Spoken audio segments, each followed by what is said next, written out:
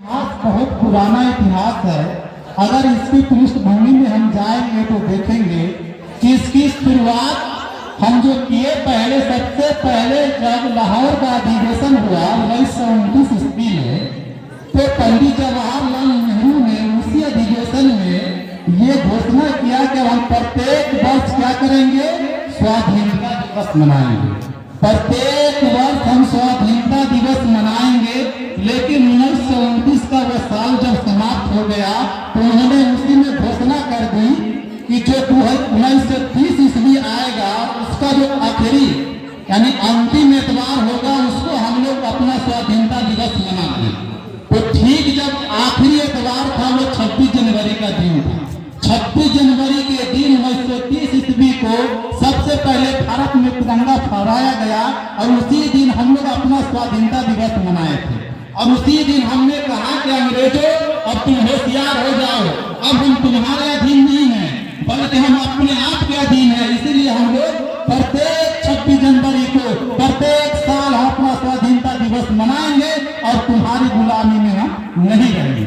और उसी समय से लगातार हम लोग 1949 ईस्वी तक स्वाधीनता दिवस प्रत्येक 26 जनवरी को मनाते हैं। लेकिन जब भारत में कैबिनेट मिशन 1946 ईस्वी में आया, उसने कहा कि अब हम आपको क्या करेंगे, स्वतंत्र कर देंगे। क्योंकि द्वितीय विश्व युद्ध में जब वहाँ की चर्चिल की सरकार थी तो उसकी हालत इंग्लैंड की इतनी खराब हो गई थी कि जर्मनी ने लगातार उसके ऊपर 15 दिन और 15 रात तक इतना बम बरसाया था कि इंग्लैंड का हालत बहुत बुरी तरह खराब हो गया था। अब चर्चिल ने कहा कि अब हम इस पर जो है भारत पर शासन नहीं कर पाएंगे। और उसी समय वहाँ दूसरी सरकार का गठन हुआ और उसने कैबिनेट मिशन भारत भेजा। कैबिनेट मिशन आप लोग जानते होंगे, जैसे भारत में कैबिनेट मंत्री होता है उसी तरह इंग्लैंड से 3 लोग आए थे कैबिनेट मिशन में, जो थे क्रिप्स, अलेक्जेंडर और लॉरेंस। इन्हीं की अध्यक्षता में कैबिनेट मिशन भारत आए थे।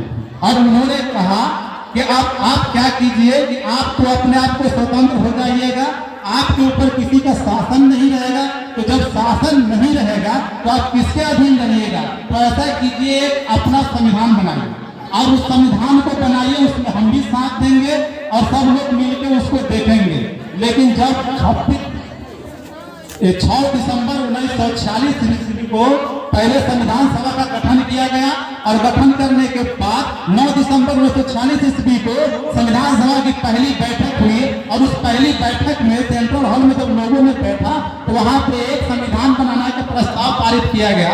और उस संविधान में 13 कमेटियां थी, जिसमें सबसे प्रमुख कमेटियां थी वो थी प्रारूप समिति। और प्रारूप समिति के अध्यक्ष बनाए गए डॉक्टर भीमराव अंबेडकर को। प्रारूप का मतलब होता है कि जो ड्राफ्टिंग है सबका देखरेख वही करते थे, सब लोग अपना रिपोर्ट बारी बारी से पेश करते थे और सबकी सहमति से संविधान का निर्माण हुआ। ठीक जब 1946 ईस्वी से संविधान बनना शुरू हुआ तो 1947 में दुर्भाग्यवश हमारा देश का विभाजन हो गया। जब देश का विभाजन हो गया तो जितने भी संविधान सभा में लोग थे, शुरू में जो लोग थे वो कुछ लोग पाकिस्तान चले गए, कुछ लोग हिंदुस्तान में बच गए। हिंदुस्तान में जो बच गए संविधान सभा में 299 लोग बच गए। 299 लोगों ने मिलकर भारत के संविधान का निर्माण किया। अंधक प्रयास 2 वर्ष 11 माह 18 दिन के प्रयास के बाद भारत का संविधान बनकर तैयार हो गया। जब भारत का संविधान बनकर तैयार हुआ तो वह दिन था 26 नवंबर 1949। वह दिन था 26 नवंबर 1949 का दिन था। और उस साल भी हम लोगों ने 26 जनवरी को स्वाधीनता दिवस मना लिया। तो लोगों का विचार हुआ कि अब हम इसको क्या करेंगे, अब इसको 2 महीना रोक देते हैं, 2 महीना रोक के रखेंगे और ठीक जब 26 जनवरी आएगा तो हम उसी दिन संविधान को लागू कर देंगे। तो 26 जनवरी 1950 को भारत का संविधान लागू कर दिया गया और भारत उसी समय से गणतंत्र राष्ट्र घोषित हो गया। क्योंकि वहाँ पर टकराव हो रहा था। हम 26 जनवरी को स्वाधीनता दिवस मना रहे थे, 26 नवंबर को हमारा संविधान दिवस हुआ। जैसे मान लीजिए कि किसी के घर में कोई शादी हो, बेटी की शादी हो और वो जब रुखसत हो जाती है तो कितना दुख होता है। बहुत दुख होता है। लेकिन अगर बेटी की शादी हो और एक बेटा का भी शादी साथ में कर दे तो बेटी चली जाती है और एक बहू आ जाती है तो बड़ी खुशी भी होता है। उसी तरह हम लोगों ने क्या किया, 26 जनवरी के दिन संविधान को लागू किया और हर्षोल्लास के साथ प्रत्येक वर्ष हम 26 जनवरी को गणतंत्र दिवस मनाते हैं।